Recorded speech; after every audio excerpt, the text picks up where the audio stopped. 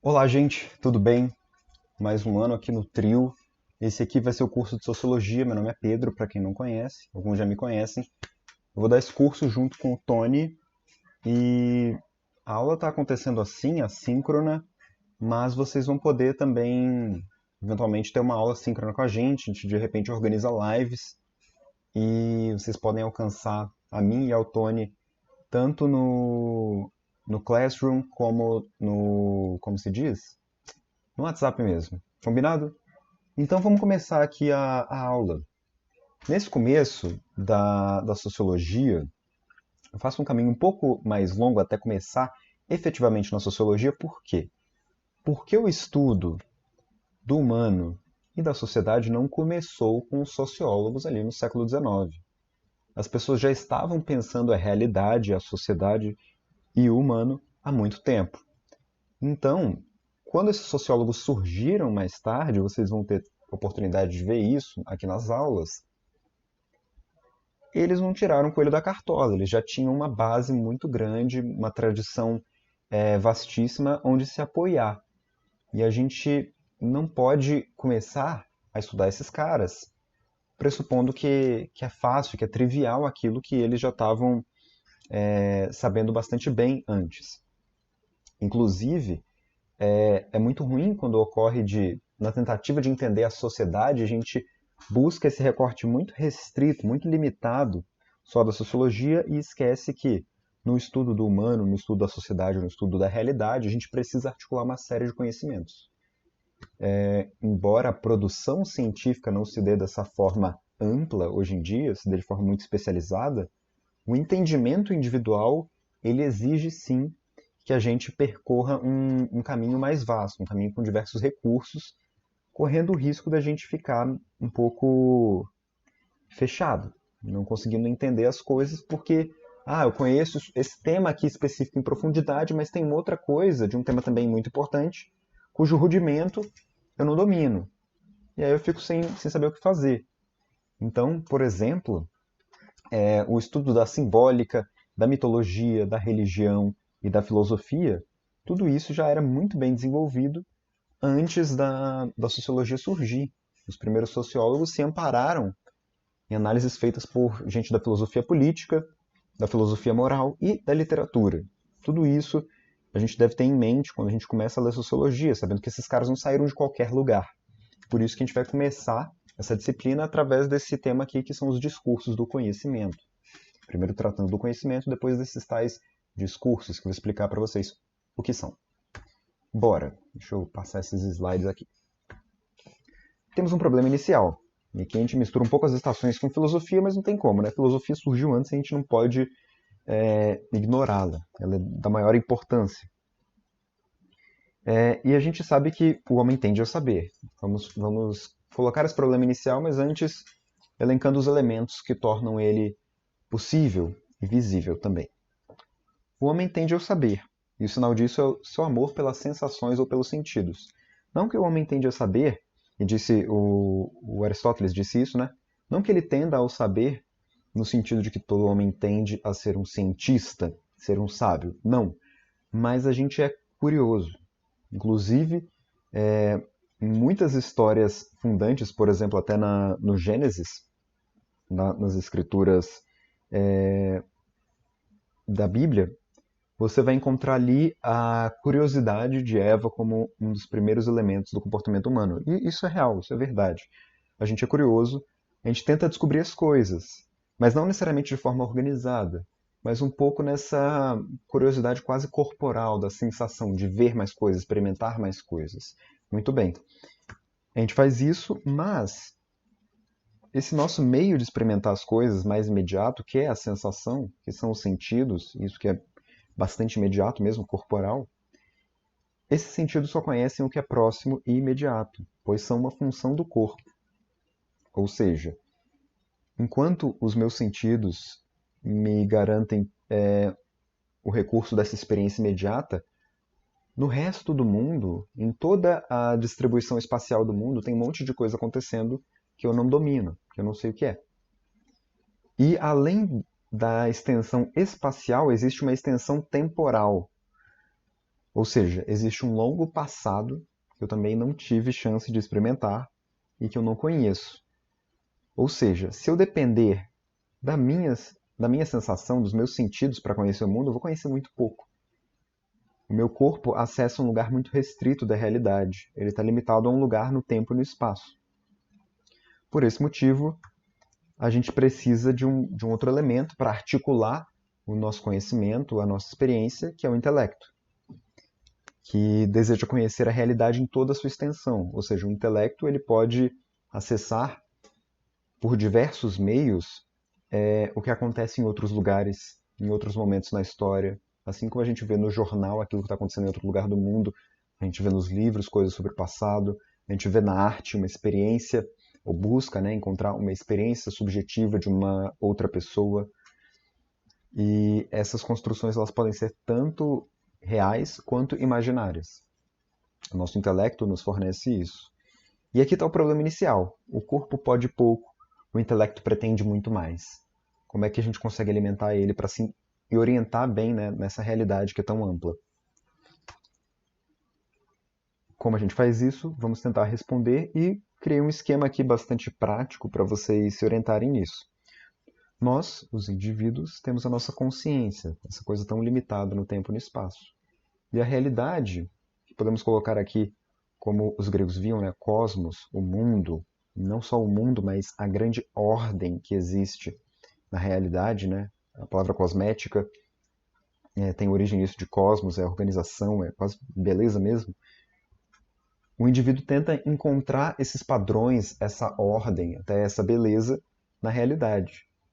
E como é que a gente faz isso? A gente precisa de uma mediação, que é isso que está aqui no meio. Se vocês quiserem chutar, aí pausar o vídeo e pensar no que seria, fiquem à vontade. Mas vamos lá. O que é essa coisa aqui no meio? É claro que existem várias coisas que nos ajudam, como indivíduos, a alcançar a realidade, nos seus diferentes aspectos. Né? A literatura oferece uma face, a arte, a ciência também, de forma sistemática, a tradição na forma de costumes, são formas da gente conhecer a realidade. Mas, então, vamos tentar esclarecer melhor que elemento é esse que está mediando essas questões. A gente sabe que o homem tende ao saber através dos sentidos.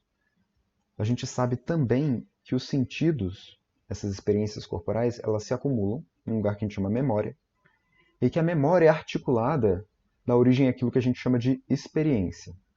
Veja, uma pessoa que perde a memória, ela se torna uma pessoa menos experiente. É como se ela não tivesse vivido algumas coisas. E mesmo o nosso conhecimento, muito embora a gente possa estudar uma série de coisas, se a gente não é capaz de articular essas coisas na memória e dar uma certa ordenação, um certo vínculo, a gente dificilmente consegue estruturar isso na experiência. Tanto que algumas pessoas têm, por exemplo, falsas memórias. Outras podem sofrer de uma neurose, por exemplo. Elas acham que elas contam a história delas mesmas de uma forma que não corresponde à realidade, porque elas não foram capazes de, às vezes, assumir aquela memória, pode ter sido um trauma, e mais do que isso, não foram capazes de articular esses dados da memória.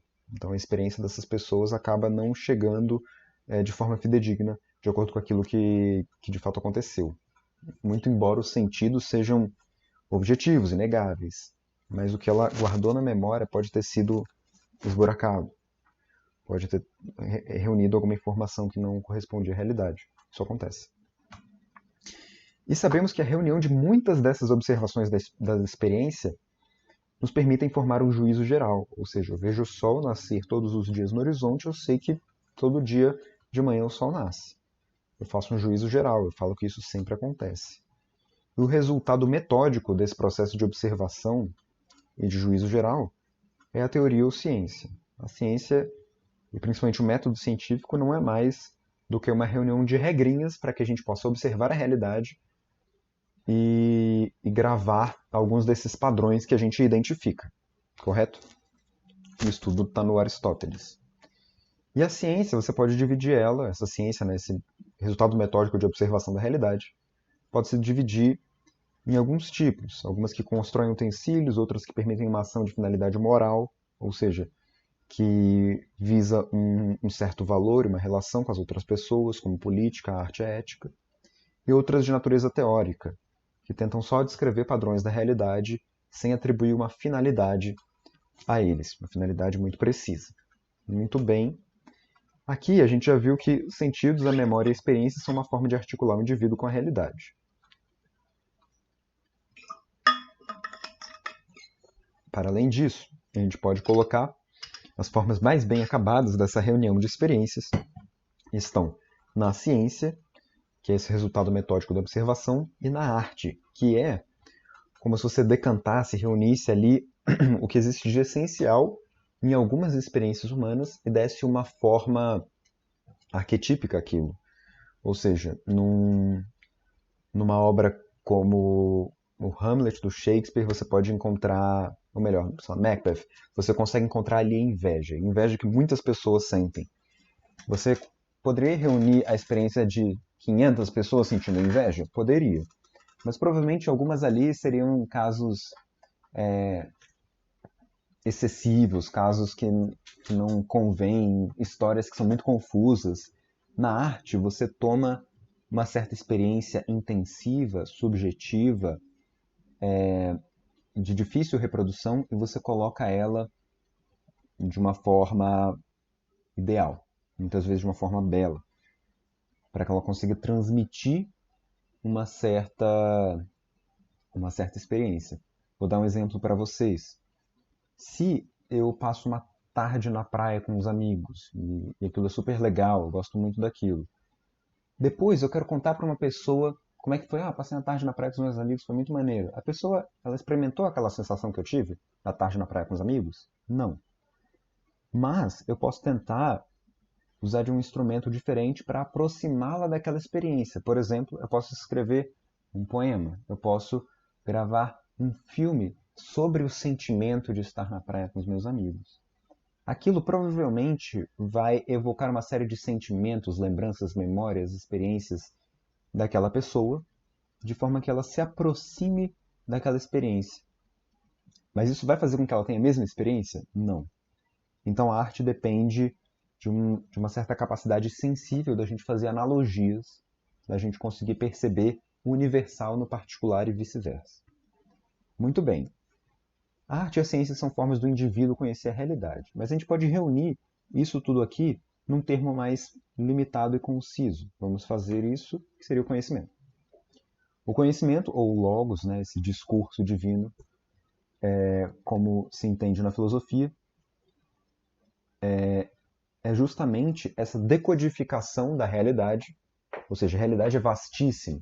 E tem muita coisa na realidade que não orienta ninguém, é só informação dispersa.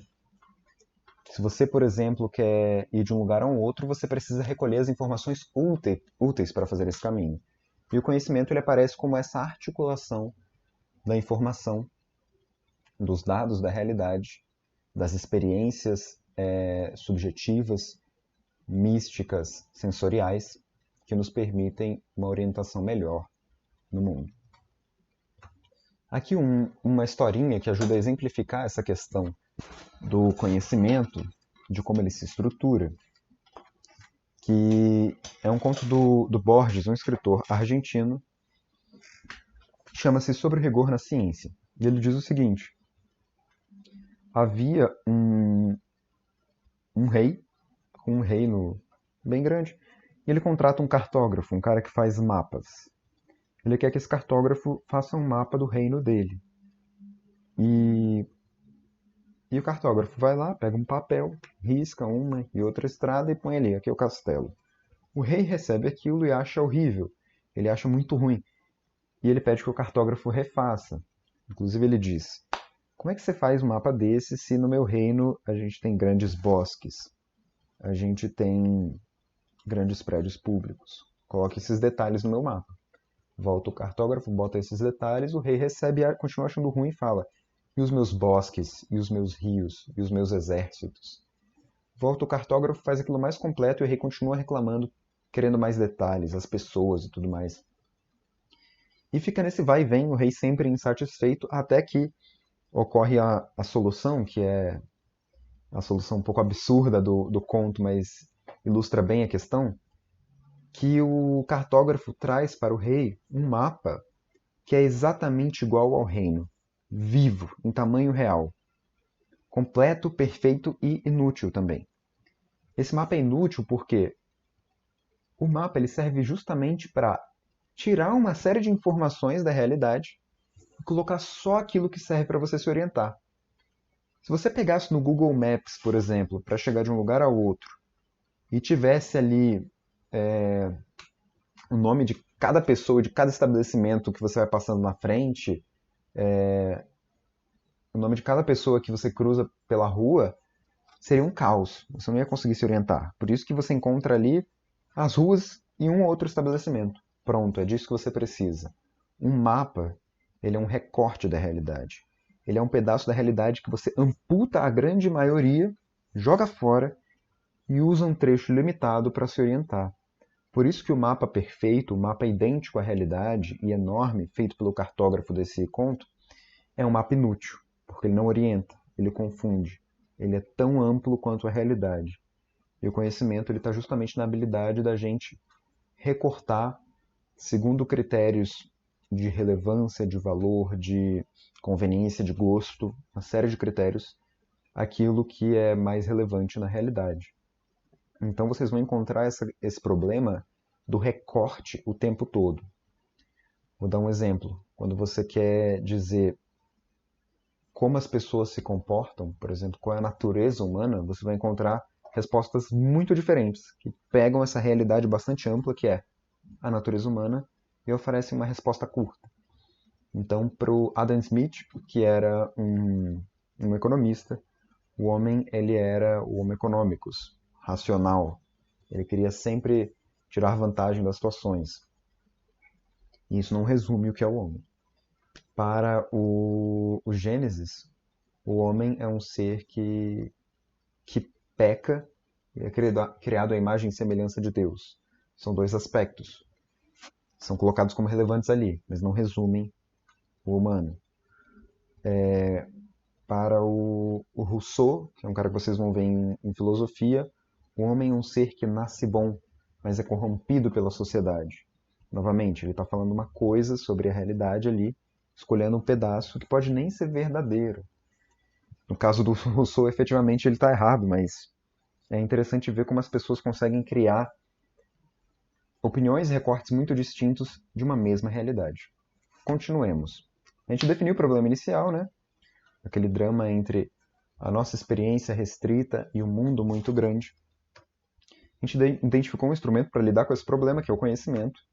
E o que falta para a gente construir esse conhecimento?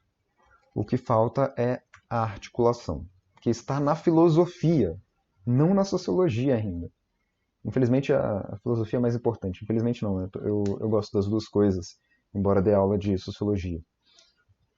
A filosofia funciona como essa busca pela unidade entre a consciência individual e o conhecimento. Então, não basta o conhecimento estar disponível, é necessário que ele se articule com a alma.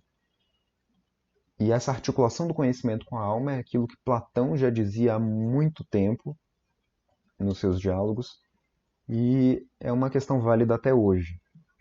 Nunca tivemos tanta ciência disponível. No celular que a gente carrega no bolso, a gente consegue acessar quase todo o conhecimento produzido pela humanidade.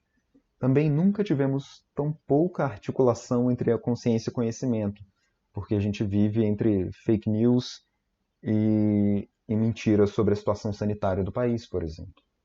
Então, essa articulação ela é da maior importância. Não basta o conhecimento estar disponível, ele precisa estar articulado com a consciência.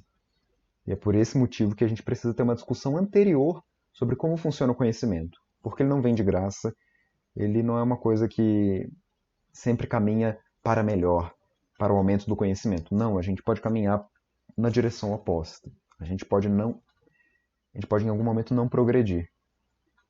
E por isso é importante a gente estar sempre fazendo um exame de consciência para avaliar que tipo de conhecimento é esse que a gente está construindo. Muito bem, isso aqui é a parte inicial, deixa eu ver se acabou. Acabou. Vamos para a parte 2 da aula. Se vocês quiserem descansar a escrita aí, esse é o momento. Porque vai ter uma mudança de assunto. Discursos do conhecimento. Não é uma grande mudança de assunto, né? Vamos lá. São formas de construção e transmissão do conhecimento, para a gente fazer uma boa articulação, né? Como eu disse agora há pouco. E são 4 discursos, como aparece no trabalho do Aristóteles, mas também em muitos dos textos antigos. Você vai encontrar parte desses termos no currículo da educação clássica, em outros tantos lugares até hoje. E são esses discursos: o poético, o retórico, o dialético e o lógico.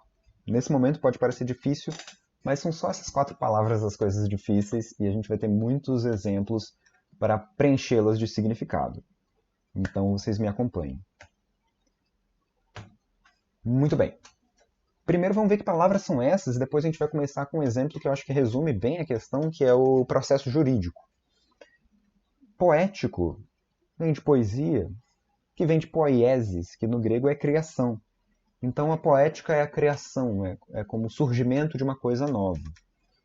No processo jurídico, quando você quer lidar com um processo, você tem ali os juízes, os advogados, a decisão, um monte de coisa, mas no começo você tem o material básico, a matéria-prima.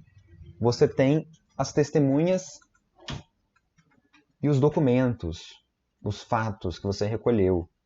E isso é uma grande mistura de acontecimentos humanos, né? Porque vamos supor que alguém põe outra pessoa na justiça por não sei, por alguma fraude. Antes alguém precisou viver alguma coisa na realidade, entendeu?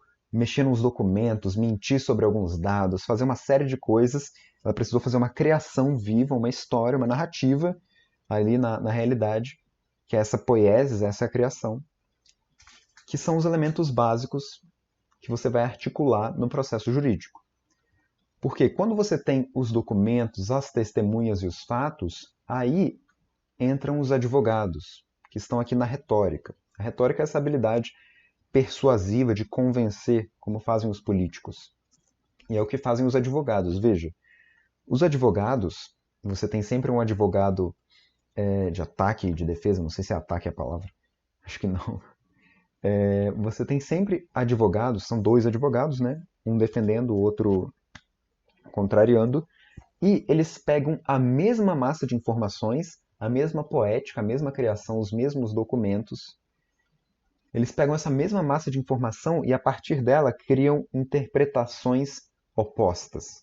Então, veja, esse mesmo acontecimento disperso na realidade, quando ele é organizado, articulado e estruturado pelo advogado, ele se transforma numa peça jurídica que ora vai para uma direção, ora vai para outra. Ou seja, os mesmos dados servem para justificar posições opostas. E isso é da maior importância, porque o sociólogo, o filósofo, eles estão olhando para a mesma realidade, para o mesmo mundo lá fora. Mas nesse mundo, eles vão optar, eles vão escolher dar mais importância para alguns elementos e dizer: isso aqui é o que explica a realidade. E o outro vai falar: não, isso aqui não é importante, é esse outro elemento que explica a realidade. Então, o que é o problema do Brasil, por exemplo, se você for ver no debate público? Algumas pessoas vão falar: o Brasil, e é o mesmo Brasil, o Brasil sofre de desigualdade. Alguns vão dizer que isso é o grande problema central. Outros vão dizer: o Brasil sofre de corrupção. Veja, é o mesmo Brasil e uma retórica diferente. E é claro, não basta você ser o tio do Zap para usar a retórica. Idealmente, você não deve ser o tio do Zap. Por quê? Os advogados eles são treinados para articular esses dados da poética, esses dados básicos, de uma forma organizada, de uma forma treinada, né? Que tem alguns critérios de validade. Mas uma vez que você cria essas 2 narrativas a partir dos dados básicos, você precisa tomar uma decisão, né? Você precisa ver o que, dentre aquelas narrativas, parece mais com a realidade, é mais verossimilhante. Uma palavra legal para vocês, é aquilo que é semelhante à realidade, semelhante à verdade, ao vero. E esse é o trabalho do juiz, que é essa pessoa que, muito mais treinada em geral do que o advogado, ele pega as 2 histórias, compara elas com o código validade argumentativa, compara elas com os dados e as provas que ele tem ali e fala assim, olha, duas histórias bem contadas, parabéns, mas essa aqui parece mais com a realidade. Essa aqui é mais provável. E a partir disso ele toma uma decisão. Ele faz um julgamento. Esse julgamento quer dizer que aquilo é verdade absoluta, assim, encerrou o assunto? Não. Porque ninguém tem domínio total sobre essa poética, sobre os acontecimentos que aconteceram lá atrás, sabe? Sobre aquelas provas, que algumas ficaram de fora, algumas testemunhas esqueceram alguma coisa importante, mas eles têm que lidar com aquilo que eles têm à mão. E é isso que a gente faz também quando a gente está tentando conhecer a realidade. A gente não vai conhecer tudo, mas dentre aquilo que a gente reuniu nos nossos sentidos, acumulou na memória e articulou na experiência, a gente tem algumas informações. A gente tenta recolher isso também pelo trabalho de outras pessoas, seja um trabalho artístico ou um trabalho científico. E na reunião de tudo isso, não só disso, mas também às vezes de um discurso retórico de um, tentando convencer de um lado, convencer de outro, a gente faz um julgamento e a gente faz uma opção daquilo que a gente acha mais razoável, daquilo que parece mais com a realidade, na nossa opinião.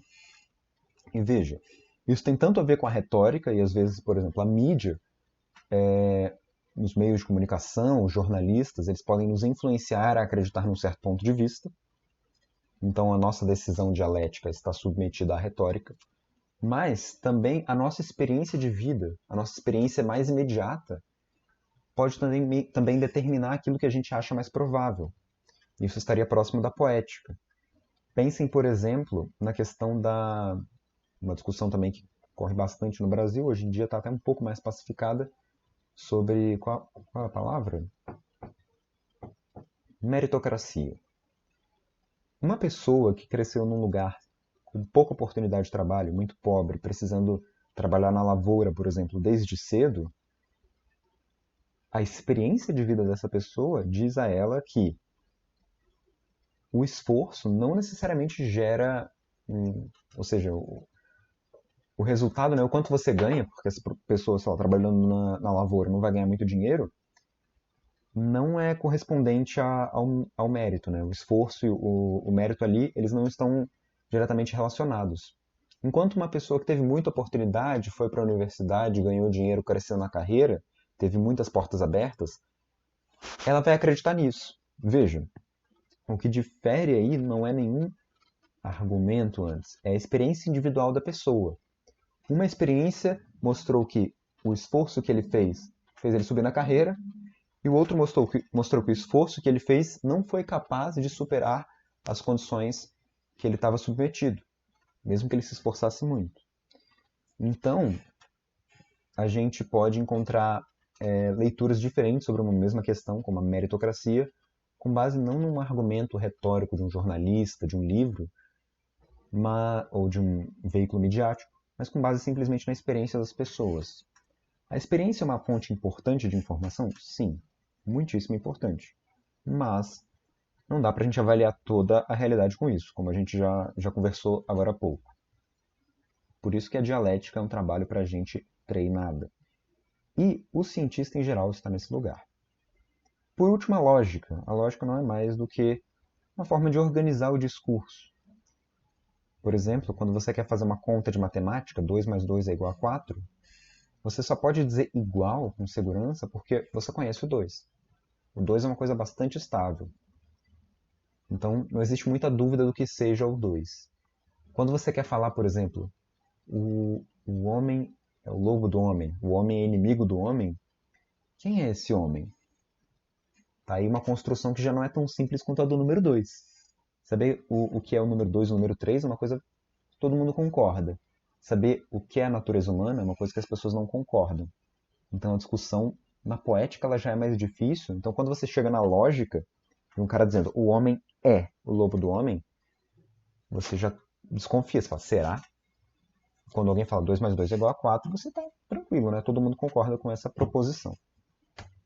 Aqui, para vocês gravarem melhor esses elementos, o poético está ali no discurso possível, né? As possibilidades, os fatos, as testemunhas, como eu dei o exemplo do jurídico. O retórico é o verossimilhante, ou seja, você pega esse possível, você faz com que ele seja mais provável, mais perto da realidade. O dialético não é só aquilo que parece com a realidade, mas dentre as várias narrativas que parecem com a realidade, uma delas é mais provável de ter acontecido. Esse é o trabalho do juiz. E por último, a lógica que lida com aquilo que é certo. Aquilo que você já estabilizou na dialética, já está tranquilo que x é y, que 2 mais 2 é igual a 4. Então você só cria uma linguagenzinha de símbolos para simbolizar isso, que é a lógica. Tanto que aqui do poético, do possível, a gente está num lugar muito mais subjetivo e a gente vai caminhando para um lugar mais objetivo. Isso não quer dizer que a lógica seja um tipo mais valioso de conhecimento. Todas essas etapas são igualmente valiosas. São importantes para a construção de um conhecimento. E se de repente você chega na lógica com um elemento poético que estava problemático, você criou uma coisa que não vale nada. Vou dar um exemplo. A lógica pode funcionar muito bem com elementos problemáticos. Se eu disser assim, todos os humanos têm 3 braços. Isso é mentira, mas eu posso dizer. Aí depois eu falo, Joãozinho é humano. Conclusão lógica, Joãozinho tem 3 braços, porque ele é humano e todo humano tem 3 braços. A lógica aí está perfeita. O problema é que a observação da realidade está errada. Não são os humanos todos que têm 3 braços. Em geral, as pessoas não têm, inclusive. Mas se você aceitar essa premissa, aí a lógica seguiu bem. Por isso que isso foi um caso mais absurdo, mas a gente está lidando com premissas erradas o tempo todo. A gente assume muita coisa que a gente não consegue provar. A gente tem que conjecturar e que o acesso poético, ou seja, o acesso aos fatos mais básicos daquilo, estão muito distantes. Pensem, por exemplo, você quer reconstruir a história do Brasil no século XVI. Você quer ver o que aconteceu ali pouco depois da chegada dos portugueses. Você não vai experimentar aquilo. Faz 400 anos que ninguém experimenta estar no século XVI. Então você só tem acesso a documentos de gente que você não pode olhar no olho, ver se você confia, conhecer, entendeu? Então você tem que ver ali o que é possível, o que é menos possível, tentar encontrar o que parece mais com a realidade e fazer uma avaliação do que é provável. Será que você vai chegar num conhecimento absolutamente certo daquilo? Ora, se você receber 1000 provas sobre o mesmo evento, provavelmente você vai chegar mais perto do certo. Mas certeza absoluta, objetividade pura, muito difícil. Aqui dando exemplos sobre esses discursos do conhecimento. Primeiro, o poético. Onde ele aparece, né? O discurso poético aparece no mito. Os mitos que vocês vão ver um pouco em filosofia, eles são um recurso de explicação da realidade. Então, embora eles não digam respeito à realidade no seu sentido mais material, físico, eles dão uma explicação do porquê as pessoas se comportam de uma certa forma, por exemplo. Então, eles estão aí dentro dessa ideia da criação, né? Daquilo que cria as nossas impressões primárias sobre o que seria a realidade.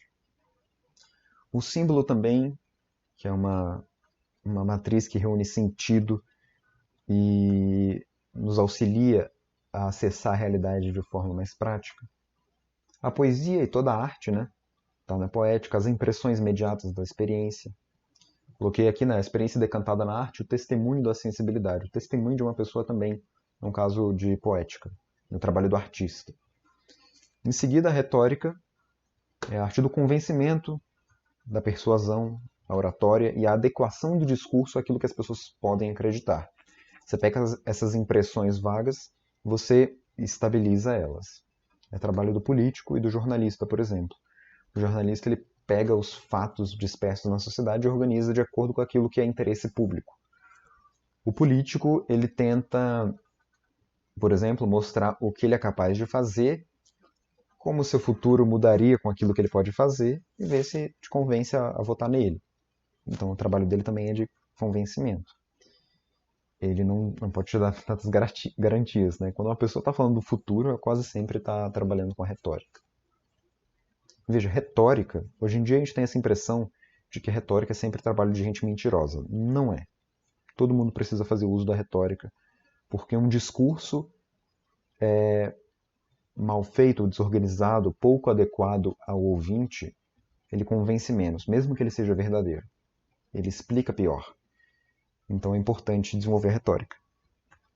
Em seguida, a dialética, que é o trabalho de oposição de ideias, né? É o trabalho do método científico ali, da comunidade científica, levantando várias teses. É o trabalho do juiz, que toma as duas teses dos advogados e coloca uma contra a outra. A aprovação, também a probabilidade e o contexto estão aí no caso da dialética. É o trabalho do cientista.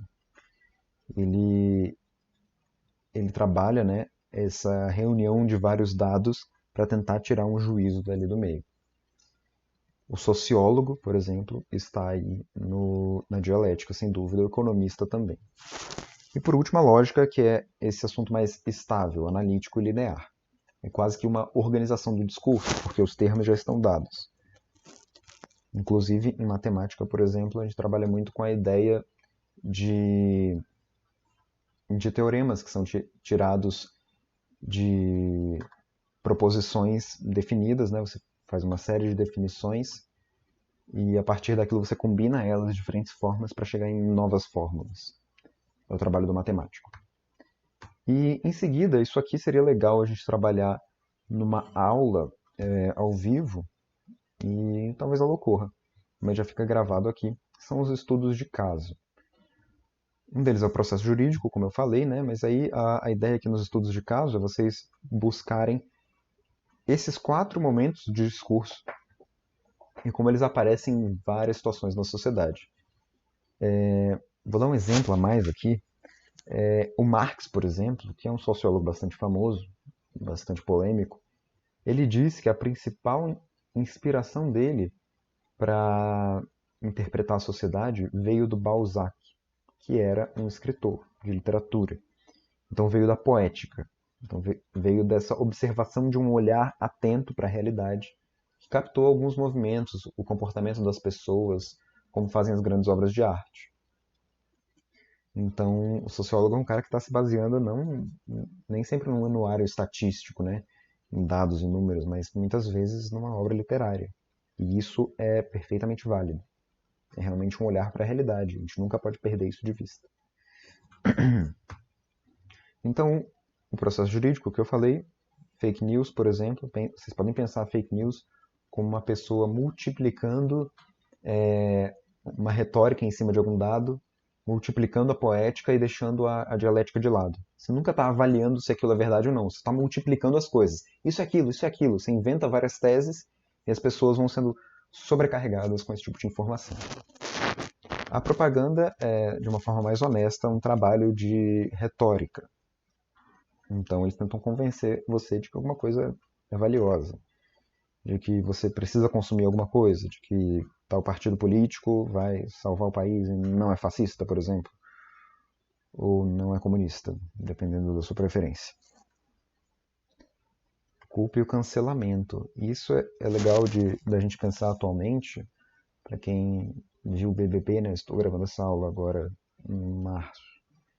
A gente viu que a opinião pública é uma coisa que pode mudar a narrativa sobre o que a gente é. A pessoa vive 30 anos, vive entre diversas pessoas, ela entra numa casa televisionada, de repente, para o país inteiro, ela se torna um monstro. Ou seja, 20 dias da vida dela gravados por um programa de TV mudam o julgamento que todo mundo tem sobre ela. É uma forma de gerar culpa nessa pessoa, uma forma de você cancelar uma pessoa de repente.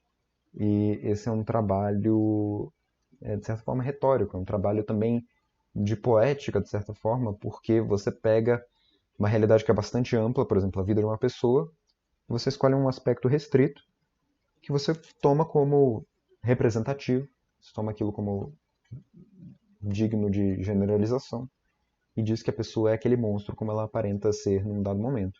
Talvez você esteja certo. O caso é, você está tomando a parte pelo todo, sem dúvida. Censura, né, que é literalmente você mudar a poética e a retórica através da supressão de alguns elementos do discurso. Funciona bastante bem. Você consegue fazer com que as pessoas pensem de forma diferente. O politicamente correto, por exemplo, muitas vezes aparece como censura, né? As pessoas não podem usar dadas palavras porque elas são ofensivas. E elas podem ser mais ou menos ofensivas. Os tabus de sexualidade, por exemplo, também são uma forma de censura. Porque você não pode se comportar dessa forma, então você fica sem saber o que é aquilo. A neurose, no caso do Freud, eu vou dar uma aula sobre psicologia mais pra frente, então eu não vou gastar tempo explicando Freud nesse momento, mas o Freud pode ser facilmente, ou melhor, mais facilmente compreendido através desse recurso aqui. E a roteirização, né, como faz um diretor, quando você conta uma história, você está escolhendo elementos restritos de uma realidade para mostrar. E eu coloquei aprendizado aqui, mas, enfim, o próprio conhecimento, na construção de conhecimento que a gente está falando, não é um exemplo bom. Mas é isso. Essa aula, gente, se vocês tiverem alguma dúvida, vocês podem me mandar uma mensagem, podem postar aqui, fiquem bem à vontade. Não sei se eu fiz o slide de um jeito muito prático, mas é isso aí, a gente vai se falando, combinado? Um abraço.